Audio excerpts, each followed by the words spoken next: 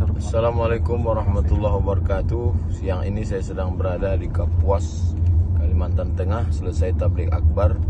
Baru saja dapat berita bahwa ulama kita dari Nangro Aceh Darussalam, Tusuk, sudah meninggal dunia mendahului kita. Mudah-mudahan Allah menempatkan beliau di surga Jannatul Firdaus bersama Rasulullah sallallahu alaihi wasallam, karena saya meyakini beliau adalah salah satu dari al-ulama warasatul anbiya.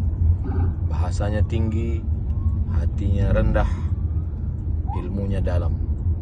Itulah kalimat yang mewakili perkenalan saya dengan Tusuk. Allahumma ghfirlahu warhamhu wa'afihi wa'fu anhu. Mudah-mudahan jamaah semua tetap menjaga ukhuwah, keluarga yang ditinggalkan diberikan kesabaran dan kekuatan, dan para santri menuntut ilmu, akhlak ke beliau terus diteruskan sehingga ulama tidak kehilangan, masyarakat tidak kehilangan pegangan. Barakallahu fikum. Wassalamualaikum warahmatullahi wabarakatuh.